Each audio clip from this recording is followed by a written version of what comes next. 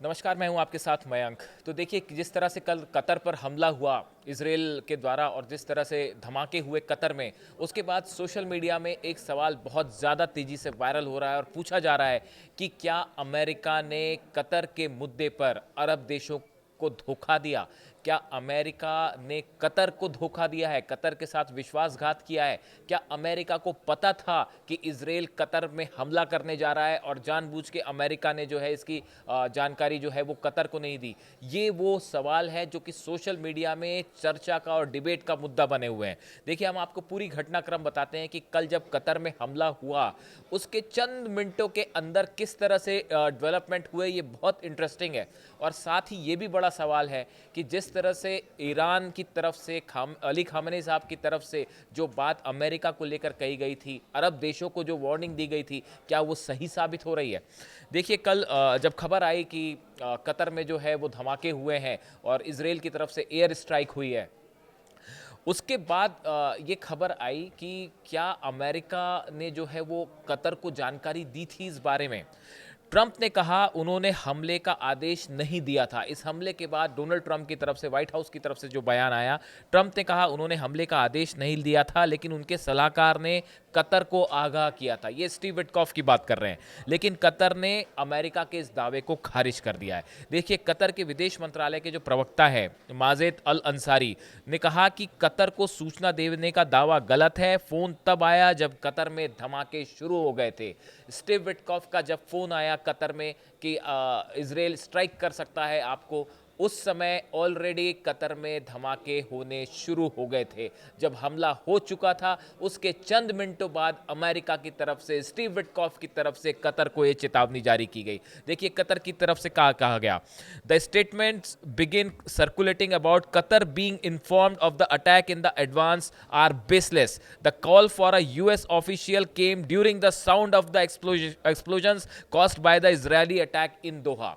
देखिए, जब दोहा में हमले शुरू हो गए थे, उसके बाद जो है वो अमेरिका की तरफ से फ़ोन आया कि आप पर हमले हो सकते हैं। इसलिए कतर ने इस दावे को गलत बताया है कि हमें पहले से इसकी जानकारी दी गई थी। देखिए, कल जब ये हमले हो गए, उसके बाद जब डोनाल्ड ट्रंप की तरफ से बयान आया, उन्होंने जो बात कही, उन्होंने कहा कि अमेरिका की सेना द्वारा सूचित किया गया था कि इजराइल हमास पर हमला कर रहा है, जो बहुत दुर्भाग्य से दोहा के एक हिस्से में स्थित था। डोनाल्ड ट्रंप ने ये बात मानी कि भाई अमेरिकी सेना ने उन्हें बताया था, व्हाइट हाउस एडमिनिस्ट्रेशन को बताया था कि इजराइल जो है वो हमास के एक ठिकाने पर हमला करने जा रहा है जो कि दोहा में है। ट्रंप आगे कह रहे हैं, मैंने तुरंत विशेष दूत स्टीव विटकॉफ को होने वाले हमले के बारे में कतर को सूचित करने का निर्देश दिया। उन्होंने ऐसा किया, लेकिन दुर्भाग्यवश हमले को रोकने में बहुत देर हो गई थी। ये डोनाल्ड ट्रंप का कहना है कि मैंने स्टीव विटकॉफ को कहा था कि फ़ौरन आप जो है वो कतर को जानकारी दे दें, लेकिन जब तक स्टीव विटकॉफ फ़ोन करते तब तक जो है वो देर हो गई थी और हमले हो गए थे। अब इसी बात को लेकर ये सवाल उठ रहा है, बड़े सारे सोशल मीडिया में जो है इस तरह की राय सामने आ रही है कि जानबूझ के अमेरिका की तरफ से देर से सूचना दी गई। ऐसा सोशल मीडिया पर चर्चाएं हो रही हैं। कई विदेश नीति के जानकार जो हैं वो ये बात कह रहे हैं कि भाई ये अमेरिका खुद चाह रहा था कि हमास के इन ठिकानों पर जो है वो दोहा में हमले हों, इसलिए देर से जानकारी दी गई। देखिए, इसके बाद ट्रंप ने कहा कि इसके बाद उन्होंने नेतन्याहू से बात की। उन्होंने कहा, प्रधानमंत्री नेतन्याहू ने मुझसे कहा कि वह शांति स्थापित करना चाहते हैं। मेरा मानना है कि यह दुर्भाग्यपूर्ण घटना शांति के लिए एक अवसर के रूप में काम कर सकती है। उसके बाद जो है नेतन्याहू से भी ट्रंप ने बात की। इसके बाद ट्रंप ने कहा कि उन्होंने कतर के अमीर शेख तमीम बिन हमद अल थानी को फ़ोन पर आश्वासन दिया कि उनकी धरती पर ऐसा दोबारा नहीं होगा। कतर को जो है वो डोनाल्ड ट्रंप की तरफ से कहा गया कि इस तरह की घटना जो है वो फिर से नहीं होगी। अब देखिए, कतर की तरफ से मैं पहले आपको बेसिक स्टेटमेंट बता रहा हूँ कि किसने क्या कहा और ये घटनाक्रम कैसे हुआ। जो प्रधानमंत्री हैं अल थानी कतर के, इनकी तरफ से कहा गया, ने सीधे इजरायली प्रधानमंत्री बेंजामिन नेतन्याहू पर आरोप लगाते हुए कहा कि ये हमला इस बात का संकेत है कि क्षेत्र में एक ऐसा ताकतवर खिलाड़ी मौजूद है जो अराजकता फैला रहा है। ये इजराइल के लिए कह रहे हैं।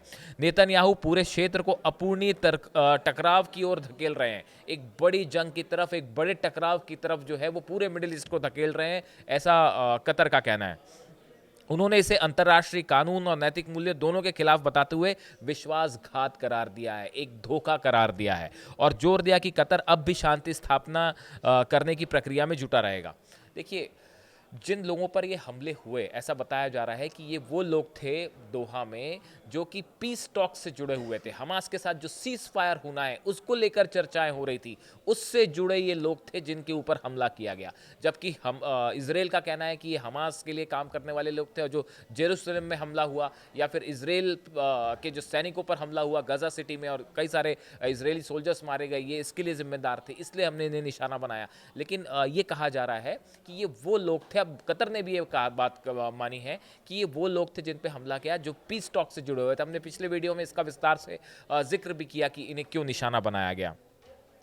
अब देखिए, सवाल ये है कि कतर जो है, कतर अमेरिका का एक एलाई है। अगर आप अल उदेद एयरबेस की बात करें तो वहाँ 10,000 से ज़्यादा जो है अमेरिकन सोल्जर्स हैं, और यूएस सेंट्रल कमांड का जो सबसे बड़ा हेडक्वार्टर है वो कतर में है, दोहा में है। इतना बड़ा एलाई यूनाइटेड स्टेट्स का। अब जो जो चर्चाएं सोशल मीडिया पे छिड़ी हुई है, जो सबको हैरानी हो रही है कि भाई इतना बड़ा एलाई आपका, तो फिर आपने इन्हें समय रहते जानकारी क्यों नहीं दी। ये बात जो है वो किसी को बहुत सारे लोग सोशल मीडिया पे ये कह रहे हैं कि अमेरिका की तरफ से ये कहना कि भाई हमसे देर हो गई जानकारी देने में, सोशल मीडिया में तमाम लोगों का कहना है कि ये हो नहीं सकता। उनका कहना है कि ये अमेरिका की तरफ से सही समय पे जानकारी नहीं देना, ये संभव नहीं है, जानबूझ के ये देर की गई, ऐसा सोशल मीडिया पे कहा जा रहा है। अब देखिए, इतना बड़ा एलाई कतर, जो है वो कई बार कतर ने तालिबान और मुस्लिम ब्रदरहुड नेताओं की मेज़बानी भी की है, और इसलिए शायद कहा जा रहा है कि वो इसराइल के निशाने पर आ गया। और उसने कई बार हमास की मदद भी की, मतलब फाइनेंशियली मदद करने की भी कोशिश की है। तो इन हालात में अगर अमेरिका का एलाई है कतर, तो फिर अमेरिका ने सही वक्त पे कतर को जानकारी क्यों नहीं दी? क्या ये अरब देशों के साथ अमेरिका का धोखा है? इसको इस तरह से भी सवाल पूछे जा रहे हैं, क्या कतर के साथ अमेरिका ने धोखा किया, जबकि कतर इतना बड़ा आपका एलाई है। और अब देखिए, एक बड़ा समझौता भी करने जा रहे हैं ट्रंप जो है वो कतर के साथ, डिफेंस डील, वो एक अलग बात है। अब सवाल ये है कि देखिए, अभी कुछ वक्त पहले अली खामेनी साहब की तरफ से ये बात कही गई थी, जब ईरान के साथ न्यूक्लियर टॉक्स हो रही थी अमेरिका की, तब ईरान की तरफ से, अली खामेनी साहब की तरफ से ये बात कही गई थी कि भाई आप अमेरिका पर भरोसा नहीं कर सकते, क्योंकि अमेरिका के स्टेटमेंट सुबह कुछ होते हैं, दोपहर को कुछ होते हैं और शाम को कुछ होते हैं। उन्होंने ये बात न्यूक्लियर टॉक्स को लेकर कही थी। जो ईरान के विदेश मंत्री हैं, उनकी तरफ से ये बात कही गई थी कि भाई इनके स्टेटमेंट लगातार बदलते रहते हैं, इसलिए हम इन पर भरोसा कैसे करें। तो इन सूरत में, और देखिए, ईरान की तरफ से बार बार ये बात भी कही जा रही है कि अमेरिका की किसी बात पे हम विश्वास नहीं कर सकते, क्योंकि जब तक हमको विश्वास पे नहीं लिया जाएगा तब तक हम न्यूक्लियर टॉक्स को आगे नहीं बढ़ा सकते। तो ये अमेरिका पे ट्रस्ट की बात को लेकर जो बार बार बात अली खामेनी साहब की तरफ से कही गई, जो ईरान की तरफ से कही गई, अब बहुत सारे लोगों का ये मानना है कि ये यहाँ पे सच साबित हुई है कतर के मामले में। अमेरिका अगर अलाई है, सच्चा अलाई होता कतर का, तो वो कतर को जानकारी देता कि आप पर हमला होने वाला है, या उस हमले को रोकने की कोशिश करता, लेकिन ऐसा नहीं हुआ। इसीलिए कई लोगों का ये कहना है कि ईरान जो कह रहा था, अली खामेनी साहब जो कह रहे थे, वो बात सच साबित हुई अमेरिका को लेकर। अमेरिका पर विश्वास नहीं हो सकता। कुछ लोग इसीलिए ये भी कह रहे हैं कि क्या अरब कंट्रीज़ को, अरब देशों में देखिए, चाहे सऊदी हो या कई और देश हैं जिनके जो है वो अमेरिका के साथ अच्छे टर्म्स हैं, अमेरिका के बेसेस भी हैं, 10 से ज़्यादा बेसेस हैं इन कंट्रीज़ में। क्या इन कंट्रीज़ को, कतर के नाम पे इन कंट्रीज़ को, इन मुस्लिम देशों को, अरब कंट्रीज़ के साथ भी अमेरिका ने धोखा किया है? कई लोग ये सवाल पूछ रहे हैं, सोशल मीडिया में ये ट्रेंड कर रहा है, आप चेक कर सकते हैं। तो इन सिचुएशन में एक बात ये उभर के सामने आ रही है, जो बार बार ये कहा जा रहा है कि क्या अब मुस्लिम देश क्या करेंगे? क्या वो ईरान की जो बात है, ईरान की तरफ से देखिए फिर अपील की गई है इस कतर हमले के बाद कि यूनाइटेड नेशन और इस्लामिक कोऑपरेशन, जितनी कंट्रीज़ हैं वो एकजुट हो जाएं, जितनी इंटरनेशनल बॉडीज़ हैं वो एकजुट हो जाएं और एक साथ मिलके इजराइल को जवाब दें। ये बात आज भी कही गई, ये बात 2 दिन पहले भी कही गई थी जब मुस्लिम देशों की बैठक हुई थी, उस समय भी ये बात थी। अली खामेनी साहब का संदेश लेके जो ईरान के विदेश मंत्री अब्बास अराक्ची वो उस बैठक में गए थे, जिसमें ये कहा गया था कि अब वक्त आ गया है, सब मुस्लिम देशों को एकजुट होना होगा और इजराइल के खिलाफ एकजुट होकर आपको संघर्ष करना पड़ेगा, तो आप इजराइल को रोक सकते हैं। ये यूनिटी बहुत ज़रूरी है। बार बार ये बात ईरान की तरफ से कही जा रही है। अमेरिका को लेकर भी आगाह किया गया कि अमेरिका पे आप विश्वास नहीं कर सकते। अब कतर पर जिस तरह से हमला हुआ है, उसके बाद अब कतर क्या करना चाह रहा है? क्या कतर इस बात का कोई रिस्पॉन्स देगा? देखिए, जो कतर के प्राइम मिनिस्टर हैं अल थानी साहब, इनकी तरफ से कहा गया, उन्होंने इसे एक आतंकी हमला करार देते हुए कहा कि इसका उद्देश्य शांति प्रक्रिया को पटरी से उतारना है और पूरे इलाके में अराजकता अराजकता फैलाना था। देखिए यही बात कतर की तरफ से कही जा रही कि जो पीस टॉक्स चल रही हैं उसको डिरेल करने की जो है वो एक कोशिश थी। उसके बाद कहा गया कि कतर अपनी संप्रभुता और क्षेत्रीय अखंडता के किसी भी उल्लंघन को बर्दाश्त नहीं करेगा और ज़रूरत पड़ने पर उचित जवाब देने का अधिकार रखता है। ये बात कतर की तरफ से कहेगी, अगर ज़रूरत पड़ेगी तो हम रिस्पॉन्स भी देंगे। लेकिन अब बड़ा सवाल ये है कि क्या जो बात ईरान ने कही, अरब देशों को जो आगाह किया, अरब देशों से जो इजराइल के खिलाफ एकजुट होने की बात कही, अमेरिका को लेकर जो बात कही, क्या वो सच साबित हुई इस कतर पर हमले को लेकर?